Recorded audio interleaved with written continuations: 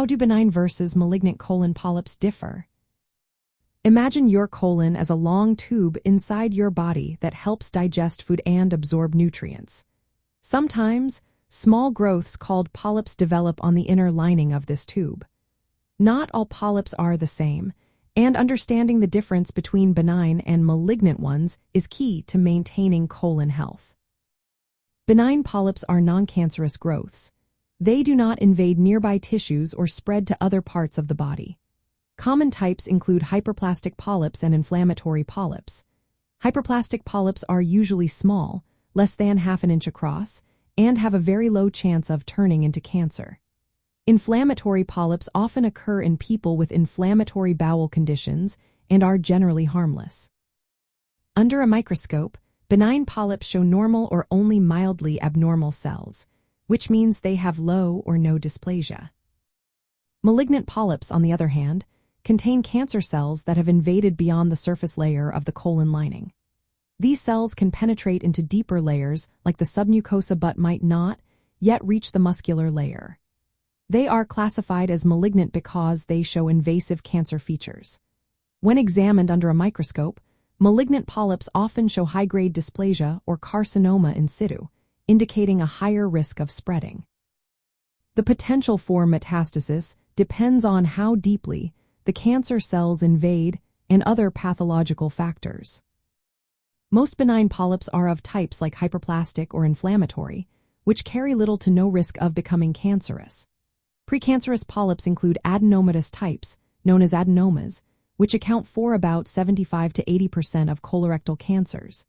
These can be tubular, villous, or tubulovillous, with villous adenomas having a higher chance of turning into cancer. Serrated polyps, including sessile serrated adenomas, are also precancerous. Polyps come in different shapes. Some are pedunculated, meaning they grow on a stalk, while others are sessile or flat against the colon wall. Flat and sessile polyps are often harder to detect during colonoscopy but can be more likely to be precancerous or malignant. When it comes to management, benign polyps are usually removed to prevent any future risk, but they rarely turn into cancer. Follow-up colonoscopies depend on the number and type of polyps found. Malignant polyps requiring more aggressive treatment, often involving complete removal and surgical evaluation. If cancer cells have spread to nearby lymph nodes or beyond, additional treatments may be necessary. The risk of spread depends on how deeply the cancer has invaded the tissue. Dysplasia, or abnormal cell growth, helps doctors understand how close a polyp is to becoming cancerous.